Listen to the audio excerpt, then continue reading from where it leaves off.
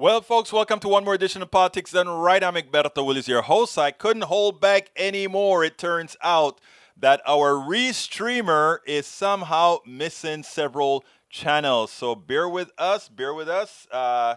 As I don't know if they're ever going to get it together. I'm still looking at it here, and it's still sending data to Facebook, but it doesn't show online with Facebook. But anyhow, we're going to have our program here on YouTube. I wish I could get folks to go ahead and try to there are a lot the problem is, folks, there are a lot of people that actually watch this stuff only on Facebook, but we are going to try to mitigate this as best as we can.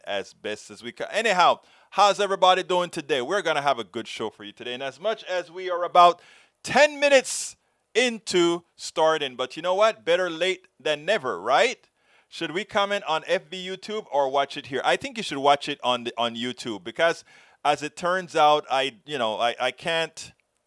I really don't know what the case is going to be, so I think we better just go ahead and watch it on YouTube and comment on YouTube. And because commenting under the YouTube thing, you'd have to have two screens open. So let's just go ahead and do it on YouTube. I think that should be okay. But anyhow, folks, thank you for being here. Thank you for staying with me as I try to work out the technical difficulties. You know, that happens every so often. We're not in control of as much as we normally think we're in control of, so we do the best we can. And I did the best I could. And thank you here for staying with us. Okay, let me go ahead and get back to the original screen here, because if I don't, I will be in trouble because I won't see your stuff. Okay. All right, let's get back busy. Bear with me. I'm about to come back. There we go. All right, good. Anyhow, folks, we have a great show for you today. I want to start out, before we even get into anything, with saying that they're going through their shenanigans on the Senate floor. Of course, they're going to filibuster the Voting Rights Bill, S1. It's hard to believe that people can't see the existential nature of what's happening here today. It's hard to see that. Yeah, folks, welcome aboard AVQ. AVQ, I'm going to miss your start with all that stuff that you bring us in the beginning. May Wood, hello from Long Beach, California. Bridge MCP, I just posted on FB page under YouTube video. Thank you so kindly. Send them over here. Let's see, who else we got here? Maywood, we've got, para ver, ¿quién más? Courtney, our SLP. Welcome, Courtney. Yes, I'm sorry. It's going to be difficult because people are going to be sort of lost as far as what's going on, because, like I said, a lot of people watch it on Facebook.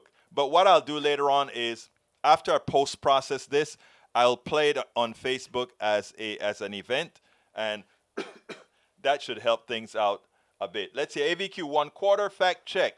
Police rarely prosecuted for on-duty shootings. To Fort, police kill over 1,000 people per year, at rate far higher than OECD nations, and rarely face any penalty for said killings. Bridge MCP says, behind the video of cops brutalizing kids of vaping is a history of racial exclusion, force, and profit. Bridge MCP also says, what in the world is going on in Ocean City, Maryland, where for the most of the town's history, its beach and boardwalk was reserved only for white people? I didn't know that, but I know they beat up a guy for vaping they just tasered him, and it was a nasty looking video. AVQ says, since 2015, police have fatally shot more than 6,300 people, according to Washington Post database. That's a shame. Bridge MCP, there's a dirty little secret in healthcare that doesn't get attention, and it deserves. Female patients are continuously gaslighted about their physical and mental condition. Yes, they are. In fact, that's the reason why a lot of women die from heart attacks, because they go presenting somewhat differently than men present for heart attacks. And guess what happens then? Well, we know what happens then. They die. Why do they die? Because of a system that, well, you know why, that you know this system, what it does to many. Anyhow, So that's where we're at, people. That's where we're at. Okay, AVQ also says that means police were arrested for murder or manslaughter in a little more than 1% of fatal shootings.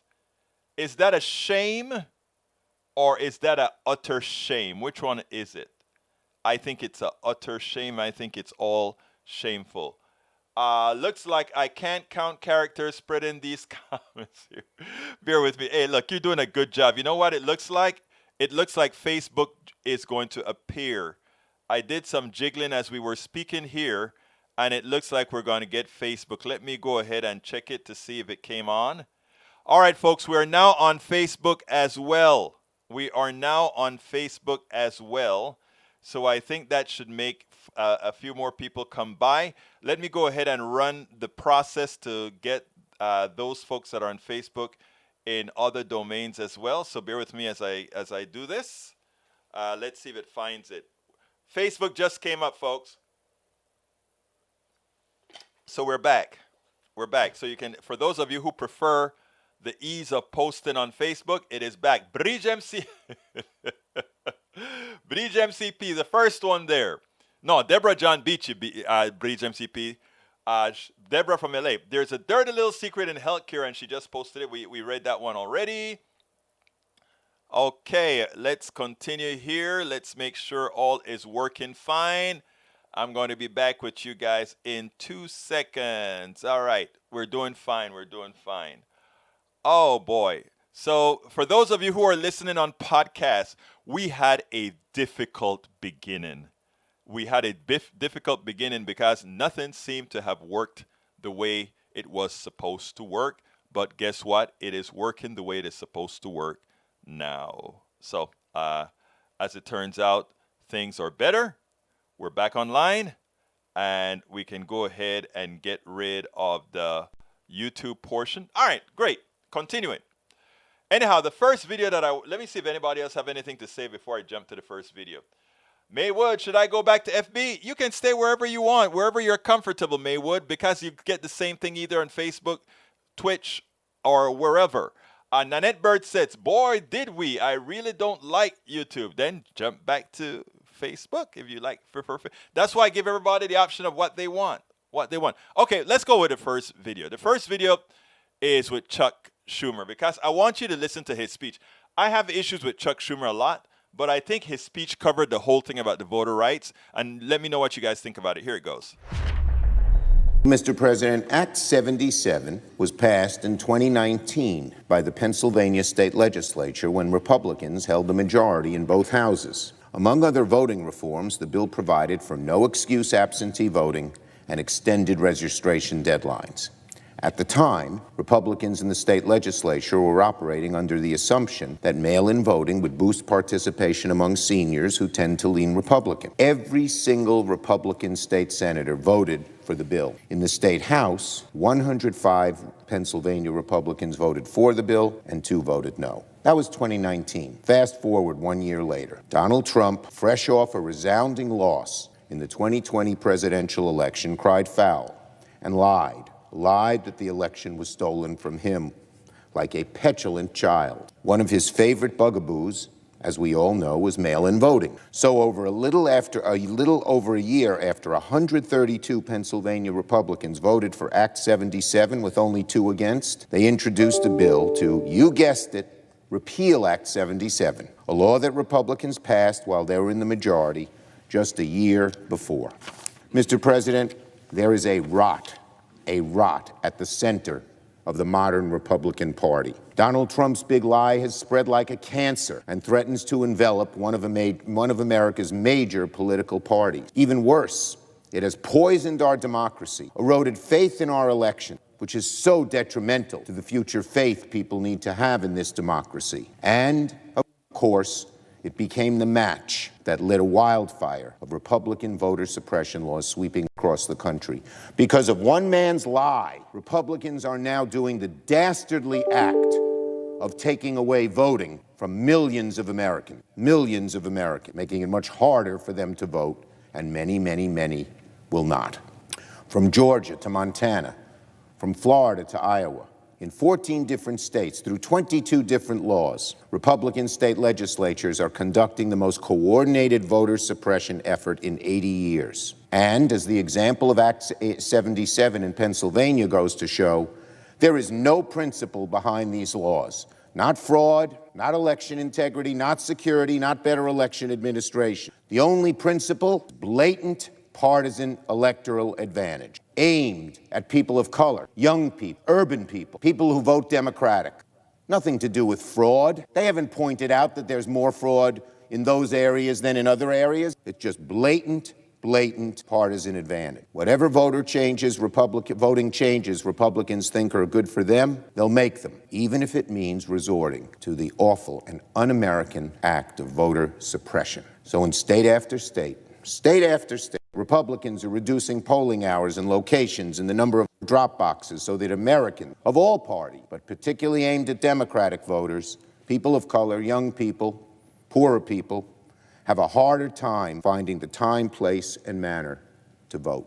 They're limiting the kind of IDs you can use, like student IDs, while at the same time removing requirements for any form of licensing to own a firearm. Has any study shown that there's less fraud among firearm owners than students? There's probably very little among either, but they pick one group, not the other, and we know why. Republican legislatures are making it easier to own a gun than to vote. Republican legislatures are making it harder to vote early, harder to vote by mail, harder to vote after work. They're making it a crime to give food or water to voters waiting in long lines. They're trying to make it harder for black churchgoers to vote on Sunday. And they're actually making it easier for unelected judges and partisan election boards to overturn the results of an election, opening the door for some demagogue, a Trumpian-type demagogue, maybe he himself, to try and subvert our elections in the very same way that Trump tried to do it in 2020. Republicans say these laws are about election integrity, quote, unquote. They claim they're only trying to, quote, secure the vote. Some of my friends here in Washington have resorted to the old refrain that election laws are best left to the states, ignoring the fact that for generations we in Congress have passed federal election laws and constitutional amendments to prevent exactly this kind of discrimination and voter suppression. We all know what these laws are about. I dare say my Republican colleagues know. They're not stupid. When the state of Texas proposes to limit voting hours on Sunday to only a few hours in the evening, do they really believe that's about preventing fraud? Do my Senate friends want to back up that kind of thing?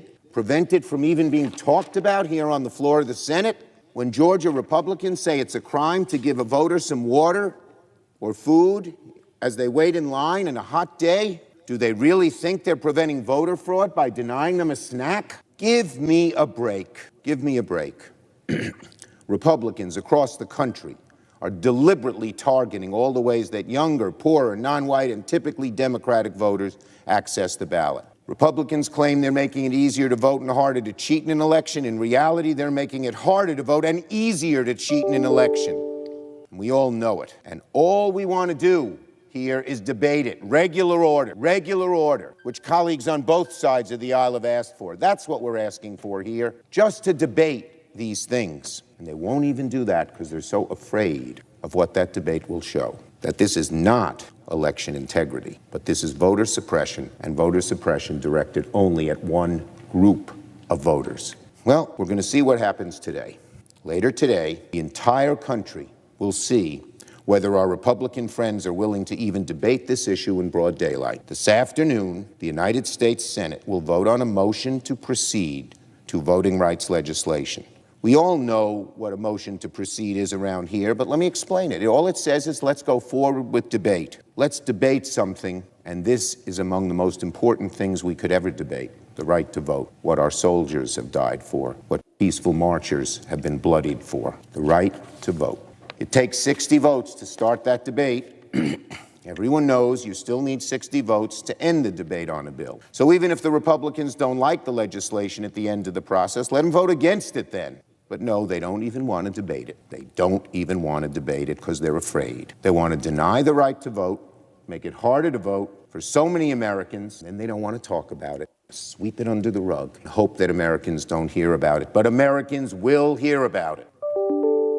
We're going to make sure of that, and millions in the country who are rightly and correctly outraged by what is happening will let everyone know what has happened. Now, only by starting the process can senators offer amendments, change the bill, forge compromise. Only then can senators engage in a full-throated debate about what this chamber should do about the assault on voting rights in this country. Obviously, there are arguments about what should be done to protect voting rights and safeguard our democracy. Obviously, there are arguments about which policies are the most effective. But shouldn't we at least agree to debate the issue? That's the only question for the United States Senate today. Do my Republican colleagues believe that voting rights, the most fundamental in a democracy, the right that generations of Americans have marched for and protested to achieve, that generations of American soldiers have fought and died to secure, is that worthy of debate?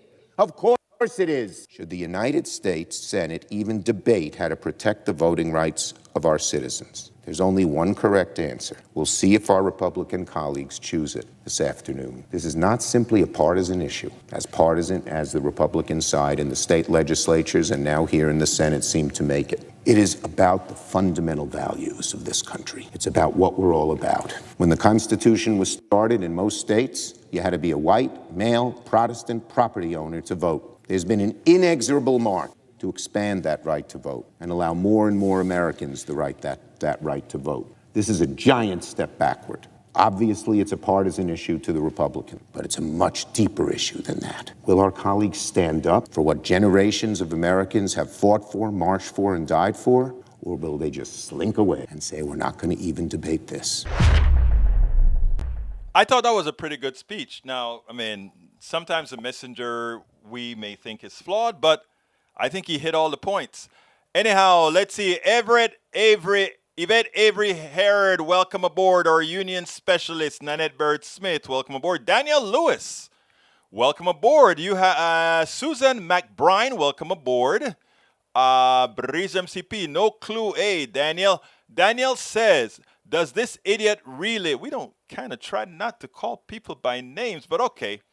Daniel really believed his lying speech. Please tell me the portion of his speech that is a lie. We are an all-truth zone here. So I'd like to know what the lie is. So please, I'm waiting for you to come and inform me as far as the lie, my friend, Mr. Crimea River, Mr. Daniel Lewis. I'd love to know what you think his lies are. You know, here's the deal. If we're going to be all honest, right, if we are really looking for what's best for us all, the way we have conversations, whether you think you agree with me or not, is not to come out and just say, oh, he's lying. Okay, specifically, what did he say that was a lie? And then I can actually make a comment about that. Susan McBride is very happy with this speech. She has a lot of claps out there. Let's see. Michael Rudnin went ahead and he got his chance to put all his things in there, the ones that he missed, that he placed inside of YouTube earlier. Let's see what else we got here. If I can repost startup comments as well. Yeah, go ahead and, yeah, well, you already did. Of course you already did. Okay, para ver quién más está aquí. All right, second video has to do with Jen Psaki. You know, Brother Doocy always tries to get her. He thinks he can outsmart her, and she always outsmarts him because, again, well, she's Jen Psaki. And so this time he came with numbers. Unfortunately for him, Psaki also came with numbers. Fox News knew he had her. He's got Jen Psaki where he wants her. You know why? He has the numbers. He has the crime rate numbers, and he knows what he's doing. He thinks he's going to be able to snow her with these numbers and then try to absolve the gun manufacturer, the gun position of the Republicans. But would Jen Psaki have any of that? Unfortunately for El Señor Doocy, she also came prepared. And you know what they say? My gun's bigger than your gun. Check this out. Thanks, Jen. You said yesterday the president feels a great deal of the crime we're seeing is a result of gun violence, but the stats show it's not just gun crimes. So why does the president think there's been a 30% increase in car thefts in D.C., 47% increase in robbery in New York City, or a 98% increase in rapes in Atlanta? Well, first, I think if you look at a number of cities across the country, it is actually driven by gun violence. Take St. Louis. In 2021, 96% of homicides where the instrument is known were committed using a firearm. In New York City, from March 2020 to March 2021, shooting incidents have jumped 77%. The city recorded more than 1,500 shootings in 2020, 97% more than 777 in 2019. There are major cities across the country where gun violence is absolutely the driver, where it is absolutely increasing. And that will be a central part of what he'll talk about when he delivers his remarks tomorrow. And given everything that is going on with guns, without guns, does the president still think that this is the best time to end cash bail? I don't think I have any new position on that for you, but I'm happy to check and see if there's anything more to report. So his stated position from his website, which is that basically end cash bail, he wants to lead a national effort to end cash bail and reform the pretrial system, that stands? I don't have a new position for you, but I'm happy to check for you. And so for people who are watching who might be worried about a rise in crime, what does the president think is a deterrent to committing a crime if there's no cash bail in place? Well, let me give you just a sense to the degree I can, because we're still finalizing the specifics.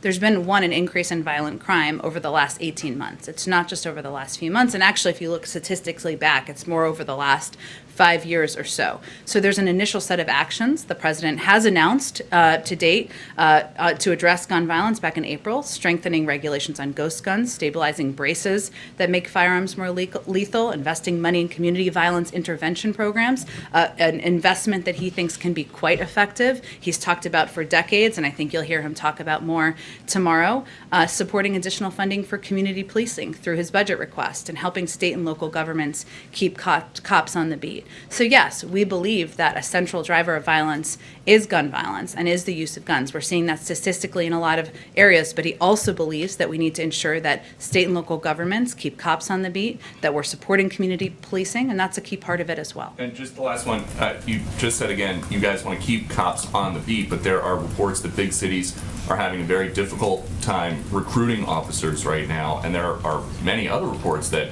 morale is at an all-time low in big police departments. So why does the president think that there's low morale with police officers on the beat? I don't think we're the right entity to give an assessment of that. I'd certainly look to the police departments to give that assessment. But what I would say to you is that the president has never supported defunding the police. He's always supported community policing programs. He's supported giving funding to states and localities around the country, including through his American Rescue Plan, because he thinks there is an essential role to play for community policing. You know, there's another thing that she did that was very, very good. She associated his question about the morale of the police department. She told him, hey, you go check the police department. Don't ask us about morale there. If they have a morale problem, that's on them. But remember, we gave them, with our American Rescue Plan, what they needed to survive. And don't forget, all the Republicans voted against that. She didn't say that, but she inferred that. And of course, she came into issues with defund the police that we probably need to tackle that some other time. But anyhow, Jen Psaki, great job as usual. Yeah, she always does a great job. But anyhow, let's see. AVQ says, personally, I care more about elevating people out of poverty, infrastructure investment, and green jobs. Hear, hear. Let's see. I think gun violence increased so much during the pandemic. Yeah, look, that pandemic worked some crazy things on people's psyche, and that is likely responsible for a lot of psychological issues that created this thing of violence. And then, of course, I'll read what AVQ had to say as well. S1 vote in Senate in 1 hour, 4:30 Central Time. Schumer said Manchin will vote with Democrats, a procedural vote to allow debate, not a, which if Sinema votes yes, which I think she supports the bill, that would actually mean that we get a 50-50 vote, and they can't claim, it's bipartisan against. That is what Democrats feared from this show vote that they're having. All right, Republicans seem to care about crime more than anything else. Look at generation back, our crime rates are way lower than they were in the 1980s and 1990s. You know, things are relative, and that's what a lot of people don't realize at all. All right. AVQ also says the desperation that comes from poverty is the leading cause of crime. That's very true. Lack of education as well is a cause of crime. You know, we talk about how democracy is fragile and all that sort of. That is so true. I'm gonna give you a good example, right? If we have a lot of hungry people and we have a silo filled with corn seeds that we could grind into cornmeal to make folks a good meal, and we have 10,000 people to feed, and that one grain stuff can feed 10,000 people, but we need to have grain for the next cosecha, for the next harvest. What we have to do then is take aside a whole bunch of those grains, those seeds, to plant for the next year, which means everybody gets a little bit less than they would otherwise have gotten. When you have a democratic system of educated people, more than likely you can trust that they'll vote that way. We need to save some of the corn from the silos, and we're going to only use X amount. But if you have an uneducated masses and you say we're going to decide how to use that silo democratically, how much to take out of that silo democratically, an uneducated population then would cause the demise of the entire population. What am I trying to say there? Democracies is a one form of government, and it only works when you have a large percentage of the population that is educated. When you heard Donald Trump say, "I love dumb people," and he said it to his people, he loved dumb people. That is the kind of thing that he's driving at, because these are people. If you have dumb people, right? They accept your. I mean, they make the wrong decisions in these kinds of things all the time. My belly first. I can't think past my belly. And those are the things that we. So right now, as Fox and the right continues to keep their people uneducated, it really means our democracy is at risk, because every country cannot be a true democracy given that a successfully run democracy requires a certain level of education that makes people think at least we can't do things that will get all of us killed. We can do things differently, but the one thing we can do is think logically. Just a thought. All right, Robert Davenport, welcome aboard. Bad morale? Too bad if they feel they can get away with beating and shooting people with no consequences anymore. You know, that's the deal. Oh, bad morale because we want to throw the bad ones of you into jail. Breach says many are not cops because, again, how they are finally being called. Yeah, and they said they're having problems recruiting cops. The only people that wouldn't want to be cops right now are killers. That's it. If you're not a killer, if you're not a murderer, you don't mind being a cop. Bridge also says, look at the Irish famine. It was only potatoes. And the British had warehouses of donated food and didn't give it out. I tell you.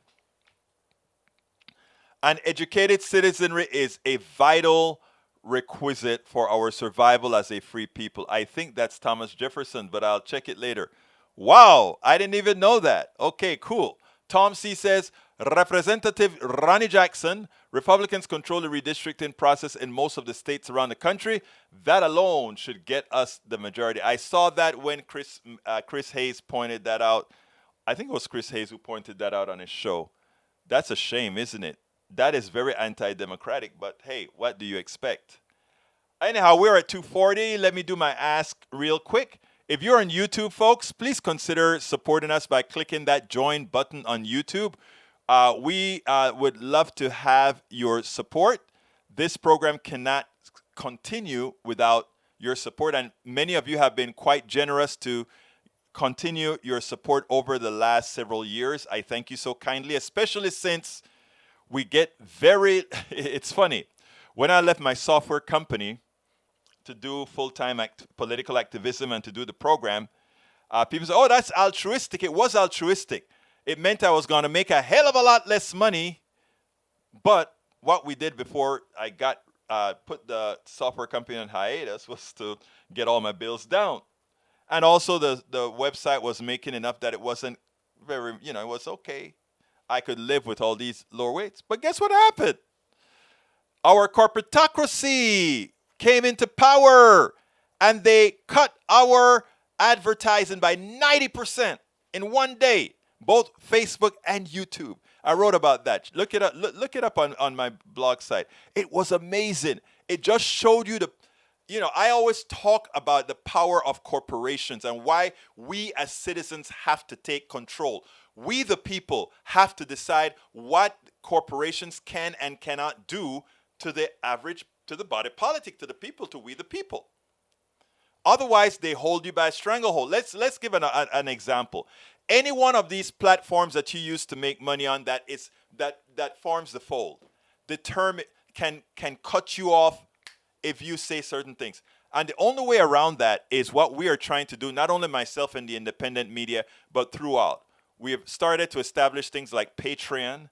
If you notice, I have Patreon and let me put the Patreon in there. If you want to support us, let's take care of YouTube first. Please click that join button, become a YouTube subscriber of our program. It's very inexpensive and it helps us a whole lot.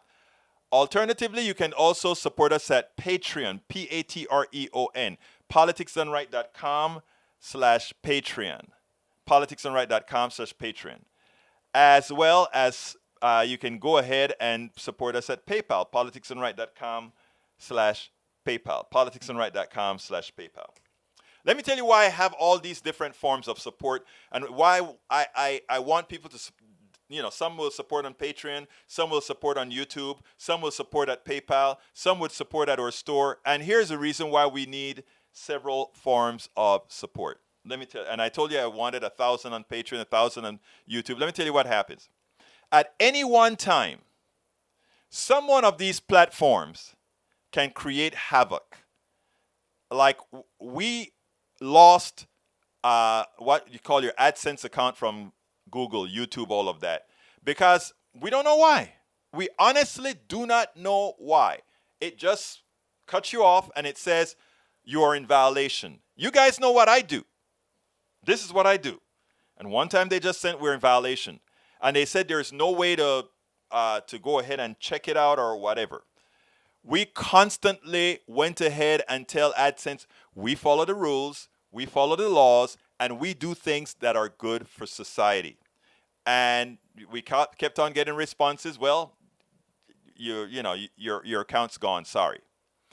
And Egberto, I kept on writing letters and kept on writing letters. After about, I guess it was 8 months to a year or so, I guess it hit the right person, or they got tired of me nagging and saying, look, I am a very responsible political activist that do things within the law.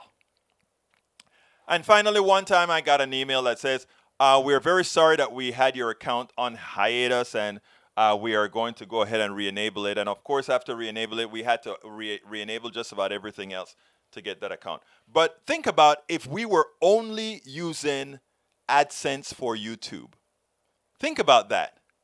The control these people have. So the thing around that, when you're doing, and I'm writing I have a book that I'm coming out with. I don't know if it's going to be the race book first or the book. There are 3 books that I have that I've started writing. I don't know if I'm going to do the book first on how to become a online political activist. We're more than online, of course, but without starving. And what I wanted to explain is all the drawbacks that over the last 10 years that I've had to go through it, like losing accounts, meaning the corporations taking your account away and you fighting to get it back. And in the meantime, garner another account. So my thing was, you have to spread the pain. So what I did is I said, we're going to establish our users who support us via Patreon, our users who support us via PayPal, our users who support us via YouTube, our users who support us via Facebook, our users, and people have different platforms that they prefer to support you on. And that way, if we lose one, so we're losing 20% of the income, 25% of the income or whatever, We fight to get that back as we open up another source.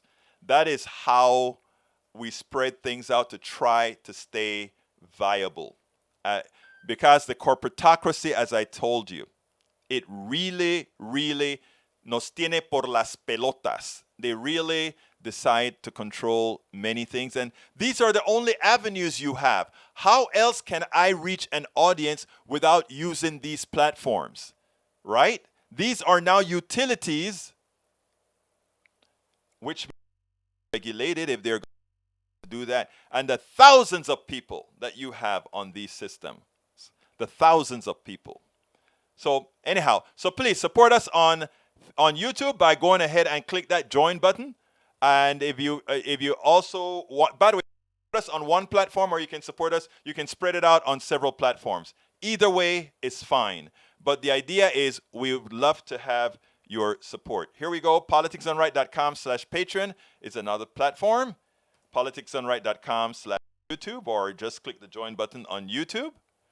Or let me go ahead, put the YouTube in there, YouTube, or politicsdoneright.com/PayPal to support us on PayPal.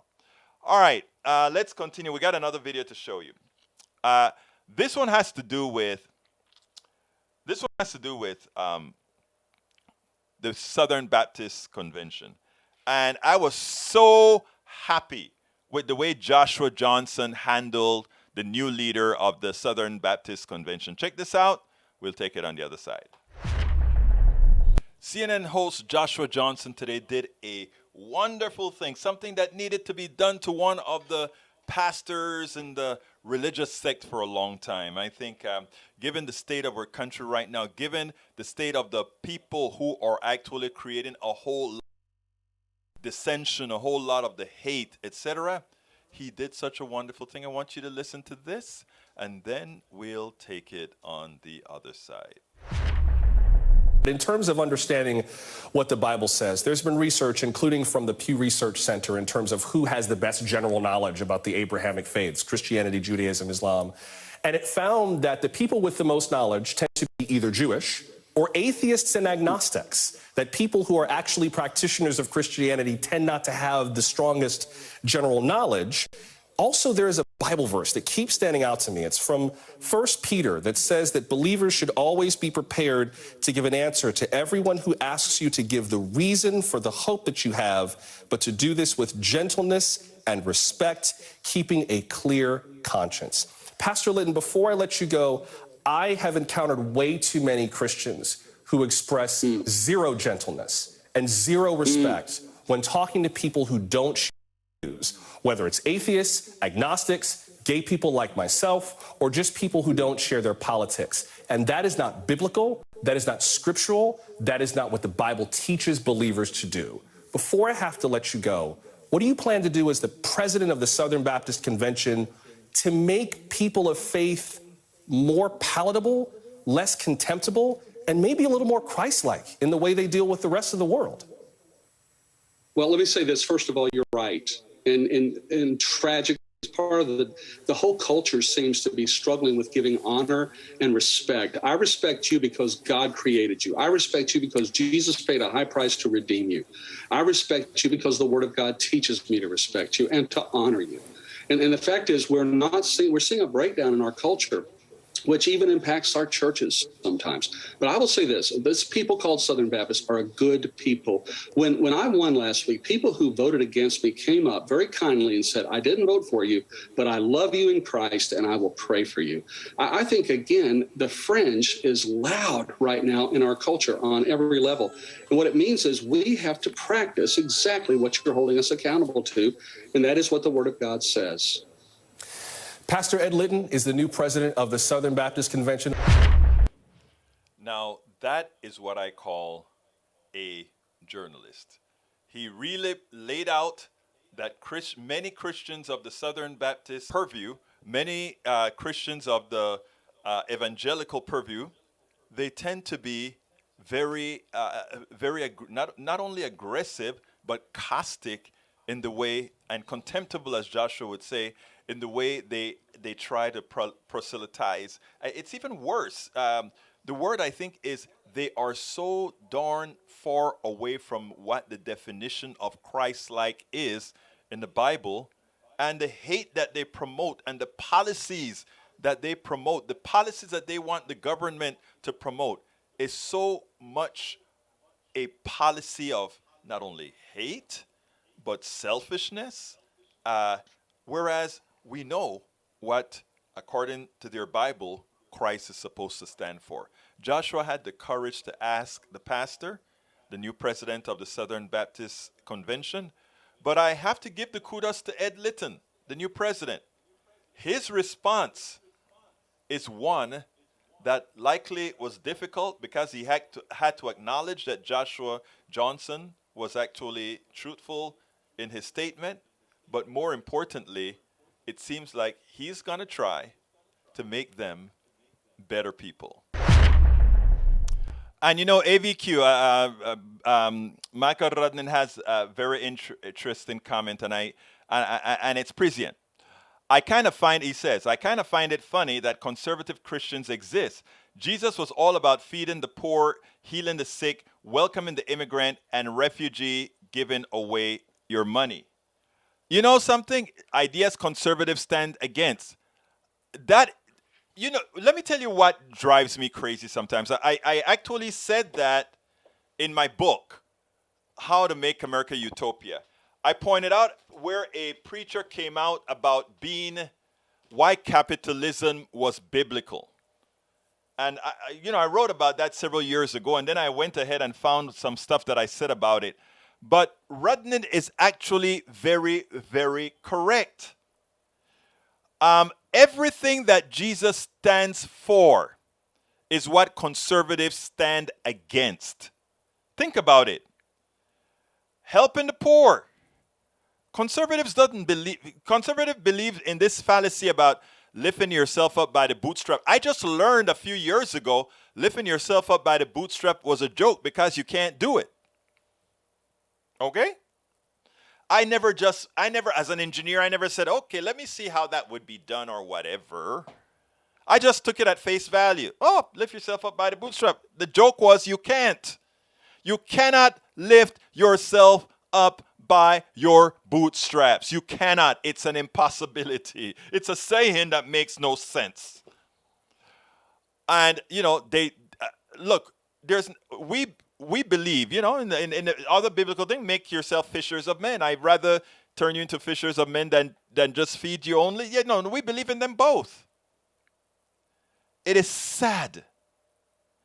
It is contemptible that these people have used the word that they supposedly believe in to distort and destroy America. Cheryl Fleming says the pastor should simply say that Jesus was a man of color. That will never happen in a white church that displays a white Christian. I am so much less concerned about Jesus's hue. Right? Because anybody who's a regular at Politics Done Right know that in as much as we live in a racist society, I am not about racism because racism is a disease. It's silly. It makes no sense. Race is one attribute of humanity. Or rather, not race. Color is one attribute of humanity. Thick lips is one attribute of humanity. Big nose is one attribute of humanity. You can have a white, thick lip, big nose person or a thin lip, thin nose black person. That's why you notice also you can have a black person's heart going to a white person, vice versa. A Chinese person going to... look, race is stupid. Very. It was created as an economic driver. It was created to control people. That is what it was created for. And we have to over and over and over and over preach this to help our racist brothers and sisters understand that they've been hoodwinked. I tell the story about my daughter going through at Appalachia. She had never seen such despair.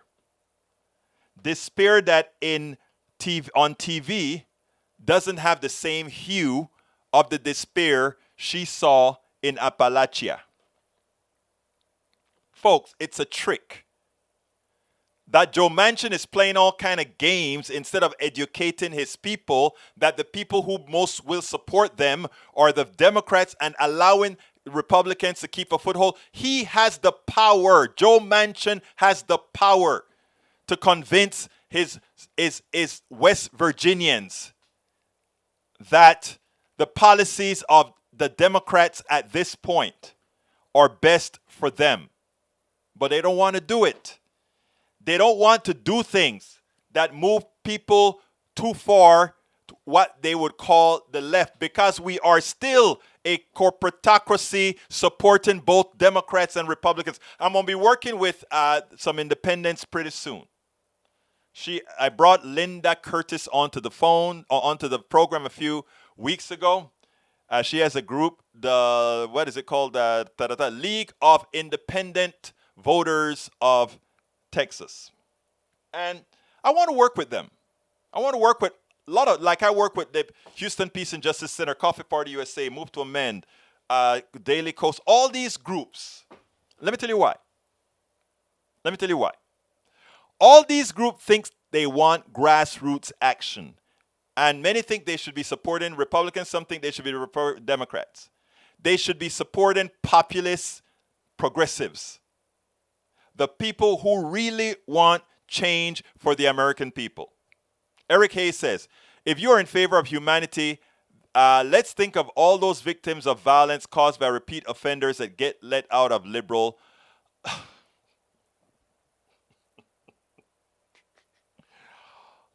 Look, that's a bad thing, Eric. But that you are solely and tunnel visioned on that issue actually shows a problem with your own humanity and what are the things that really are affecting people. Let's say there are 150 people that were killed by these repeat offenders in Houston. Let's just go ahead and put that number in this 4 million people metropolitan area. Let's say it's 150 people that got killed. Bad, horrendous, terrific, terrible for the 150 families. Horrendous. But Republican policy that keeps millions, 20% of these people uninsured in Houston or more, which is equivalent to over 1 million people in Houston alone that are uninsured or underinsured. That's killing more than 150 people a year. Do you share the same disdain for them? Will you vote for those who will make sure that that doesn't happen, so that the people that you claim to care about, these human beings that you care about, my brother, will you go ahead and kick out every single one of those Republicans who have committed murder on those people? Because the murder that they've committed on those people is no different than the murder of that person that is a repeat offender. Because those Republicans inside of the House in Austin, they are repeat offenders. Every single year, every single session, they have voted to kill Texans. Every single session, they have voted to kill Texas. They are also repeat offenders. Are you going to get offended against them as well? They are committing murder as well. Sir, please, let's be fair. I want to give, look, I understand that watching your everyday news on TV, you are going to see these repeat offenders. They bring them up and say, and to think he murdered somebody a year ago and they still gave him bail. How could they have done that? It's a bad thing. Okay, yes. But sir, when you write knowingly policy that kills, it is no different than somebody holding a gun to your head. It is no different. Eric says, here goes it, but, or rather, not the same at all. And this is policy and this politics versus, no, it's not. If I create policy that kills, if I create policies that murder, it is absolutely no different than somebody holding a gun and killing you. The ultimate result is your death. Please, That is the indoctrination that we come across too. That is the they want you to believe that they've indoctrinated you to believe that somehow because they wear a suit and a tie as they murder you with policy, that somehow they are a better people than the common criminal on the street. They are no different than the common criminal on the street. Nanette Bird-Smith says, as if Fox reports the truth. Okay, let's see. We're out of time right now. Let me see if there's anything quick I can answer. If we came from Adam, then why should we be fighting who's what color? Some beef or black, others red, white. E2247, thanks for making that comment. You make the case that I make all of the time. The case that I make all the time is simple. And Eric, you have to decide what you're going to say here. Because a rich killer will always be able to come up with bond, okay? A rich killer always gets bond. If he's a rich killer and comes out, I imagine you would say the same thing. Okay, I got to get out of here. BS, tell that to the victim who deserve justice just like the people who need insurance. So go vote and change things. Yeah, go vote and vote all those people that have murdered Texans for the last 10 years since the passage of the Affordable Care Act.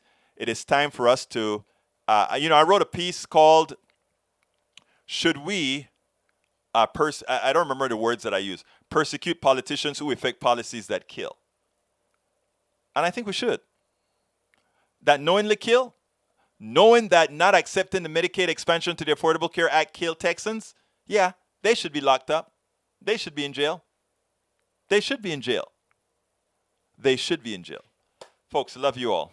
All of you, including you, Eric, in as much as you, sometimes we got to go to coffee so that I can at least simulate your neck. I'm kidding, man. I'm kidding. You know I love you. Anyway, folks, got to get out of here. Thank you so kindly for being here. I know you could be anywhere else. My name is Egberto Willies. This is Politics Done Right. And you know how I get out of here. My name is Egberto Willies. This is Politics Done Right. And I am what? Out. We spend a lot of time deconstructing the news, trying to parse it into a form that everybody can understand. We try to find those little nitpicks where it flies above the fray, etc.